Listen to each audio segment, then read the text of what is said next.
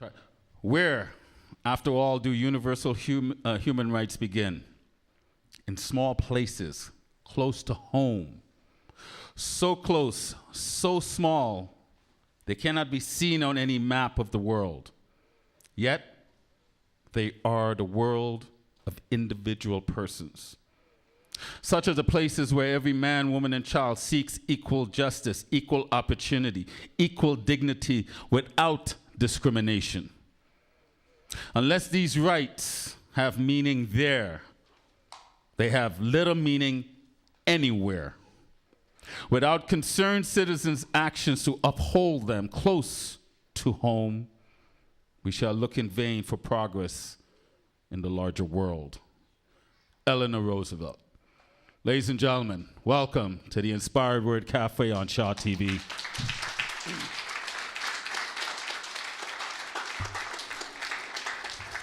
So I formally get to say this. Welcome to the last taping of Season 2 on Shaw TV. We're glad to have friends from Studio 9 continuing with us tonight. How are you guys doing?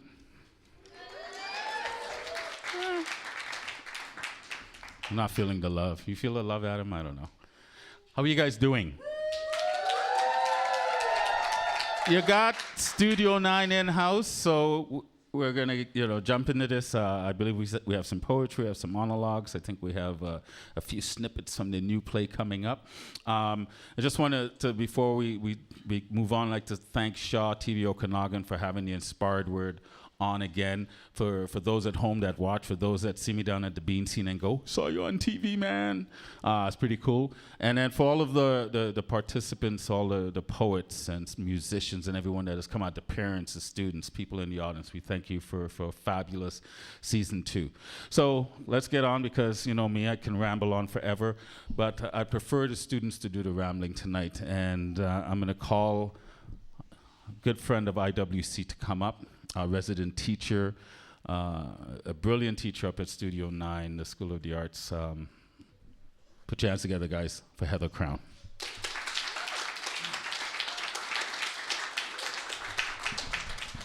Thanks, Raul. First up, I'm going to ask Jeremy Hassler to read his poem on poverty.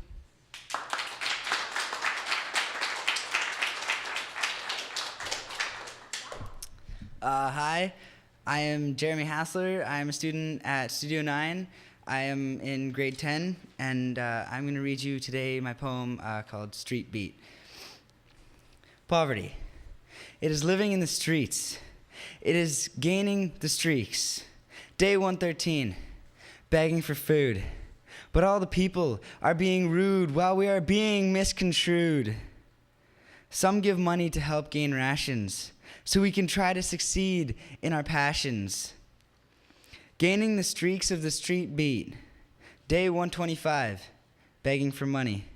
Children in poverty try to gain their basic sustenance, abusing substances while keeping their humbleness.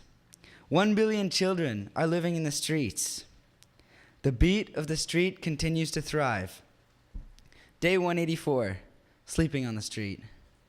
We sit on cardboard, begging, regretting our life decisions, embedding the sidewalk, forgetting the past, looking ahead, thinking of heaven. We all want heaven, but we live in hell. Beneath the world on cardboard beds, trying to gain health with meds. Help them when you see them in the streets. Give them a little spare change, as it may not be much to you, but it is everything they gain. It is a source of warm food and a way to gain shelter. A buck or two and you will help put hope and happiness in their eyes of finally being able to eat some food after begging for days, even weeks, even months. Now, they can eat because a small donation you guys made, that does nothing to change your pay. Thank you.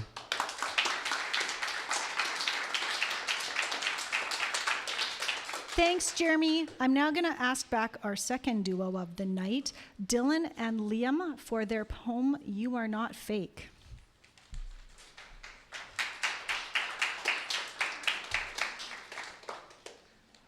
Hello, my name is Dylan Maddie, and I'm Liam Doyle. we're going to be reading you a poem that is not titled but it's about, I guess, bullying kind of thing. You are not fake, you are great. When people are making fun of you, they think it's cool, but it's not. They just look like a fool. You are not fake, you are great.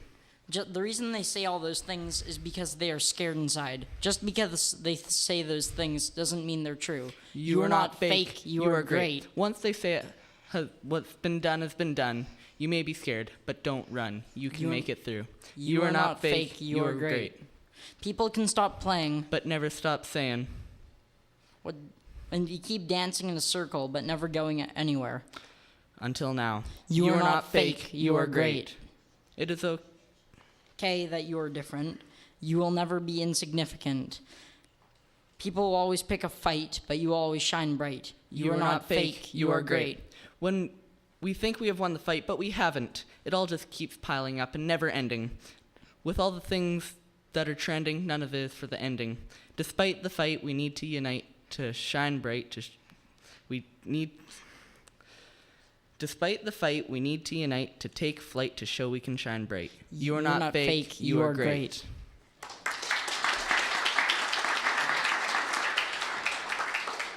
Thanks, guys. This year I wanted to challenge the students, especially some of those have been writing for me for a while. So I challenged a few of them to say, can you write some duets? And you've seen a couple up here now. So I'm going to ask another student who wrote not quite a duet, but she needs a second person to put it. I'm going to call up Maddie Bishop.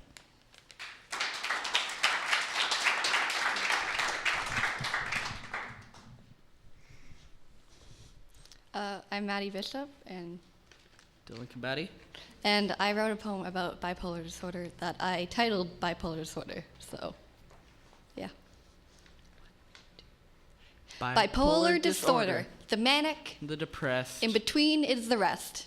Introductions. Yeah, let's do those. I'm mania. I swing by every once in a while and do crazy things. For example, climbing everything I see for no particular reason. Why do I exist? Oh, ignore him. That's depression. He likes to look back on things we've done and wallow in regret. Life is pointless. Oh, just introduce yourself. I mean, I'm depression. I guess I'm not really feeling this today. Can we do it another time? If I ate a bunch of leaves, would I turn into a tree? Oh, no. I'm gonna do it. No. Oops, too late. You just ate a pile of leaves in the school playground, got arrested, and now they think we're crazy. I am not seeing the downside of this situation. No. I got it. Let's just fight the police. You're on timeout. I mean, I guess I gotta deal with you guys now. Well, let's go through a day in my life.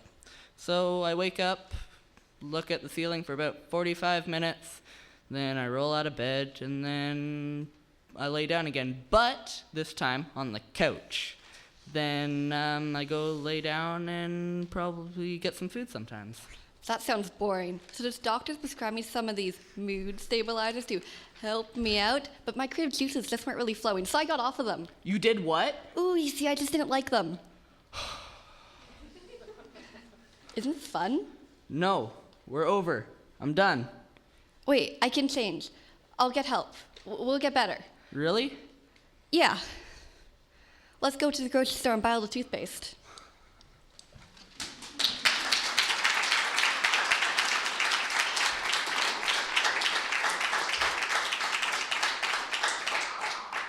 Thank you, Maddie.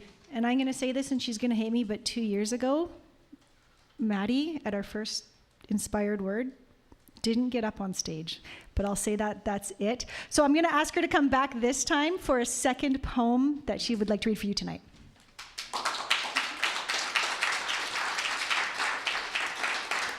Thank you, Miss Crown, for your commentary. Okay, so I wrote this poem about theater and how much I love being backstage and stuff, and I called it The Wings. It's said that the two most common dreams are flying and falling. A lot of people claim to not know the difference, that flying is just falling in a different direction. Flying is falling with intention. All it takes is faith and trust and pixie dust. Believe in whatever it is you're flying towards, whatever you're flying away from. I've always wanted to fly away. My mother tells me I used to stand on my tiptoes, arms stretched backwards, asking my grandmother if she felt it. Did she feel the world whispering to her? The world doesn't like to let me fly away. Gravity shakes its taunting head and laughs. But lately I've been flying a lot, letting my mind wander and float away to Snow Patrol, somewhere cold and caked in snow. I fly to places I want to be, people I want to see, situations I'd rather be in. Feeling grounded has never occurred to me. But when I stand in the wings, they dig in squarely between my shoulder blades and give me permission to fly away. And for once in my life, I don't want to.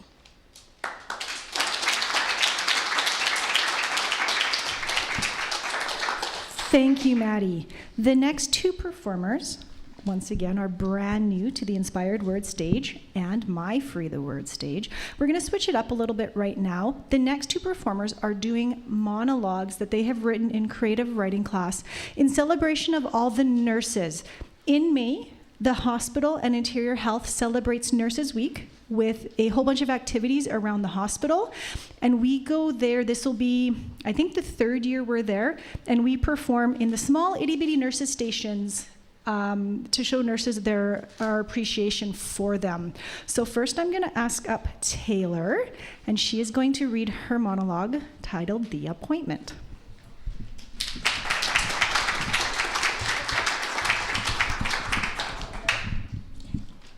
Hi everyone, my name is Taylor Hughes and I'm going to be performing a monologue that I wrote for Nurses Week. The Appointment. My mom had two boys and had always dreamed about having a little girl with blonde hair named Taylor. When she found out she was pregnant, she was hopeful it was a girl. Everything looked and felt normal until 19 weeks came. My mom and my dad went for an ultrasound to see what gender I was. It read girl, but they also found an abnormality in my kidney. The ultrasound technician called the doctor, who had no idea what it was. He asked the radiologist, and the radiologist came to a conclusion that it was multicystic kidney disorder. As a mom, she was stressed, and she went home to research. At 21 weeks pregnant, she went to NICU at Royal Jubilee Hospital in Victoria. The nurses took her to her room, and the technician did an hour-long ultrasound, and I was flipping around the whole time. From there to the end of her pregnancy, she went for ultrasounds monthly and then every 2 weeks and then weekly until I was born. When I was born, I was treated like a normal baby because they knew it wasn't harmful yet. When my mom saw me, I looked like a normal baby, red hair, green eyes, happy, but on the inside, my kidney was malfunctioning and full of cysts. The doctors and nurses had planned a surgery for me in the near future. Every now and then, I would go for checkups in Vancouver. But one checkup, that was the checkup that astonishes most people when I tell them. We did an ultrasound, and my body had reabsorbed my kidney. The doctor and nurses were shocked. They had never seen anything like it that before. From that point forward, every time I have a kidney scare, we go to the emergency room, and the nurses always treat us nicely and help us as much as possible. One time I was in the hospital for a kidney infection for 3 whole days. The nurses helped me get to a full recovery. One nurse even played video games with me in the room when my mom was napping. They also calmed and reassured my mom about things in her toughest times through her pregnancy. If they didn't spot that abnormality, I may not be here today, and every day I think of how thankful I am for nurses everywhere. Just remember, whether the nurse is there to calm you down or give you stitches, you should always be grateful for them, because without nurses and doctors, when we were sick, we'd have nobody to heal us. Thank you.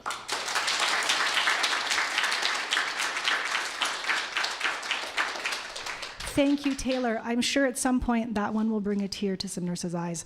I am now going to ask Owen to come up and share his monologue that he will be reading at Nurses Week. Is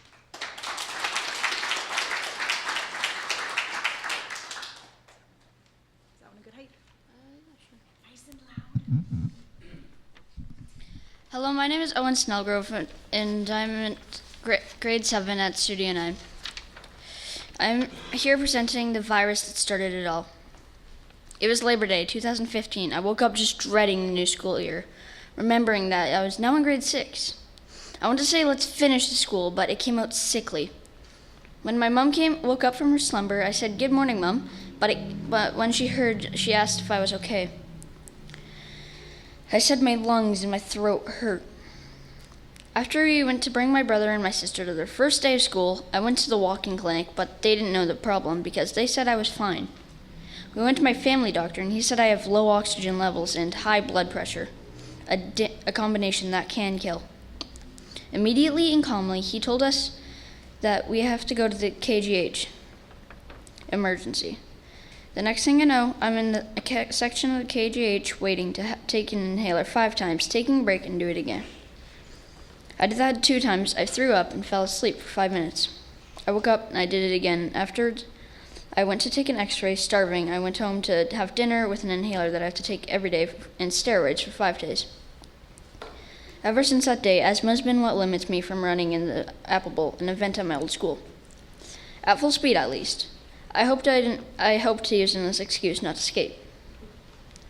But if the doctors and nurses at the KGH hadn't helped me, I might not be here today telling this story. I have a medically interesting life. I needed 2 ear surgeries, and if the nurses hadn't helped that little boy that is partially deaf through something as hard as surgery, it could have been horrifying. Thanks to them, I live as normal as a life as possible. However, that might not be the end of my problems, as epilepsy runs in my family.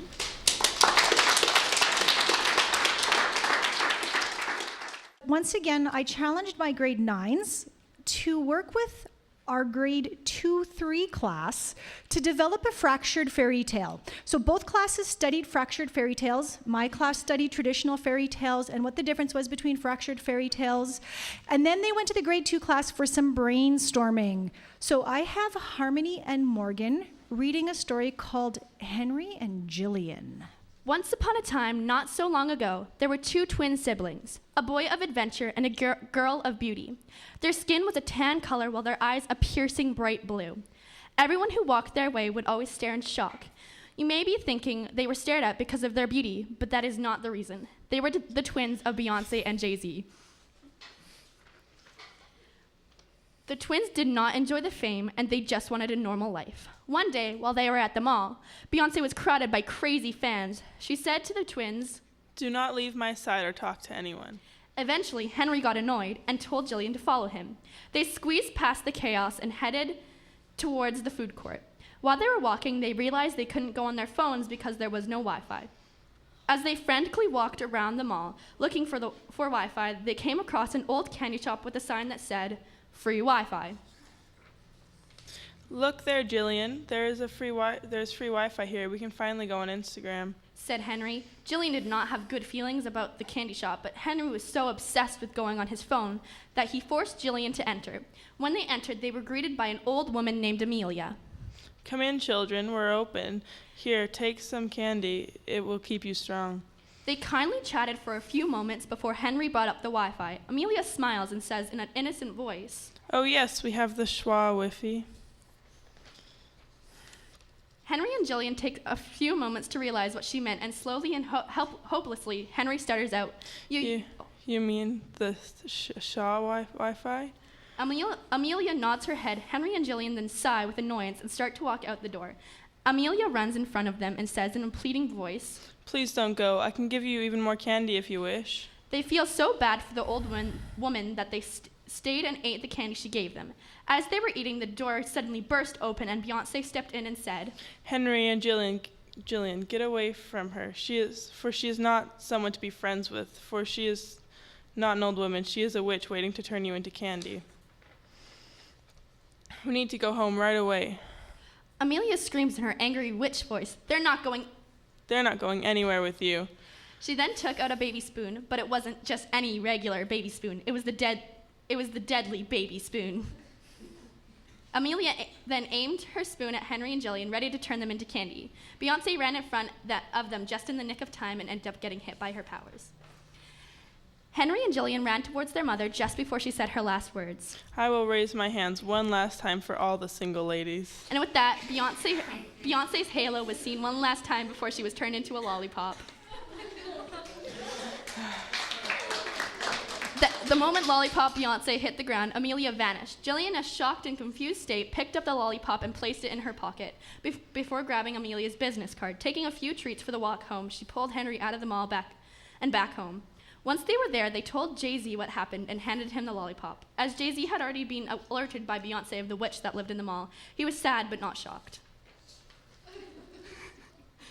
He told the police, but they did not believe him and just assumed that she had left left him. Jay-Z blamed his children for his wife's death and became a terrible father, so Henry and Jillian decided to call up Amelia.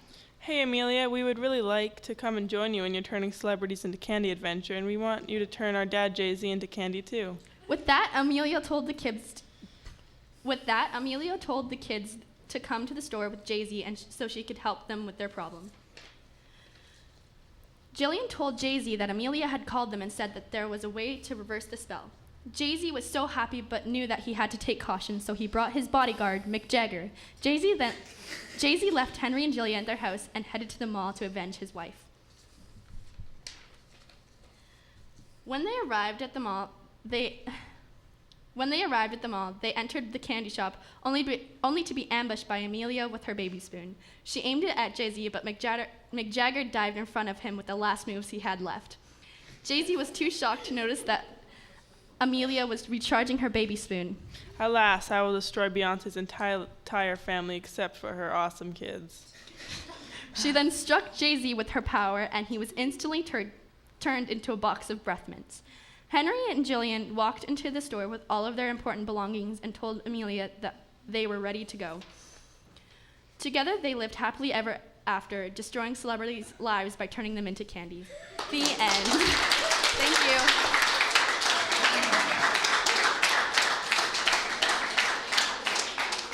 Thank you, girls, and I hope you can figure out which fairy tale that comes from. I'm now going to ask Ava and Piper to come back up to the stage for their story of Little Red Wolf and the Big Bad Girl. Hi, my name is Piper Kinnear. I'm Ava Clark. And our fractured fairy tale is called Little Red Wolf and the Big Bad Girl. In a different time and place, long, long ago, there once was a little wolf. This wolf was not evil. This wolf wore a red cape and was the kindest in the village. He wore the cape so much that the village nicknamed him Little Red Wolf. One day, his mother was sending him to grandmother's and told him a very important piece of information. Son, please be cautious when you're going into the woods, and please be careful of what you do and what you say. Then off he went. Down he skipped through the village, where he often stopped at a shop or two. He then saw beautiful flowers growing outside the shop that was owned by the 3 little pigs in their little straw house. My, what beautiful flowers. I must smell them. But everyone knows that wolves are allergic to flowers. He huffed and he puffed and he sneezed the house down. Achoo! My, I just sneezed an entire house down. Oh well, off to grandmother's. Then off he goes again. Soon he reached the end of the village and started skipping towards the woods. But all of a sudden, a black figure jumped out of the shadows and landed right in front of Little Red Wolf. Little Red Wolf screamed. Ah! Little Red Wolf then saw it was just the girl that lives in the forest. My, you gave me quite the scare, said Little Red Wolf. The big bad girl then asked Little Red Wolf where he was off to. I'm off to my grandmother's to deliver some goodies my mother gave me, explained Little Red Wolf. Oh, does your grandmother live in the little cottage down the path? Asked the big bad girl. Yes, she does. And that's where I'm headed right now, so goodbye, stated Little Red Wolf. Then Little Red Wolf hopped away while the big bad girl went down a different path. Later on, Little Red Wolf was skipping down the path when he came across a trail of breadcrumbs. My, look at all this free food. Don't mind if I do. Little Red Wolf proceeded to follow the trail of breadcrumbs while picking each one up and eating it. While eating the breadcrumbs, he unknowingly was eating a fairy tale ending piece by piece. Now there are two lost kids trapped in the forest forever. As Little Red Wolf continued to walk down the path, he started to feel very ill from eating all the breadcrumbs. My, I'm feeling very sick. I must sit down, said Little Red Wolf. I'll just go sit down on that log near the cliff for 5 minutes. Little Red Wolf then sat down on a log, but the second he did, he heard a snap. He heard a crack. Then suddenly, the log split and revealed a princess in a glass crate. It then rolled right off the cliff. My, that was not a log. That was a princess in a glass crate covered in sticks to look like a log. I wonder what she was doing there. Oh well, off to grandmother's, said Little Red Wolf. Little Red Wolf continued his journey, taking a very long time. He was almost to grandmother's when he ran into a young maiden in a huge, sparkly ball gown running down the trail. She ran past him and said nothing. He then saw on the ground was a magical slipper made out of glass. Excuse me, you forgot your shoe! Yelled Little Red Wolf. But the young maiden was too far away for her to hear, so the Little Red Wolf was then stuck with a shoe. Oh well, I think she'll be fine with one shoe, said Little Red Wolf as he tossed the shoe away. There then laid a shoe shattered into a million pieces. Little Red Wolf thought nothing of the dream he crushed and continued his way to grandmother's. Little Red Wolf finally reached grandmother's, but got quite worried when he saw that the door was wide open. He started tiptoeing towards the door, but all of a sudden he heard a scream. Little Red Wolf ran inside to find the big bad girl, dressed as Little Red Wolf, attacking his grandmother. My grandmother, why would you let this evil girl into your home? Yelled Little Red Wolf. As he said that, grandmother grabbed her cane and knocked the big bad girl off her feet. They then saw that the big bad girl had gotten knocked out. My grandmother, I'm glad you're okay, said Little Red Wolf. He looked at grandmother and saw that she was not very happy. My grandmother, what's wrong? Asked Little Red Wolf. My dear Little Red, I'm very sorry, said grandmother. Sorry for what? Little Red Wolf said worryingly. Just then, Little Red Wolf heard many sirens and flashing lights rushing towards grandmother's house. Little Red Wolf was then filled with joy to see that the policemen were coming to take the big bad girl away. The policeman walked up to the door and knocked 3 times. Grandmother then opened the door. The policeman marched inside and instantly walked towards the sleeping girl and arrested her. Then Little Red Wolf was confused because the policeman started walking towards him. My grandmother, what's going on? Exclaimed Little Red Wolf. Little Red Wolf, you're under arrest for the crime of destroying happily ever afters. No one has the right to go around hurting people and their things, said the policeman. Little Red Wolf didn't know what to say or do except let the policeman take him away. Little Red Wolf and the big bad girl then were sent to jail for their punishment. Grandmother lived happily ever after. The end.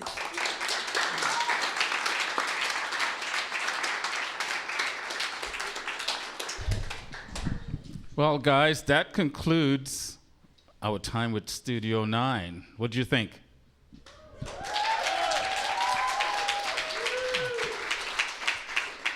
I would hope so, since most of you are the parents. So, anyway, guys, and that also concludes season 2 on Shaw TV.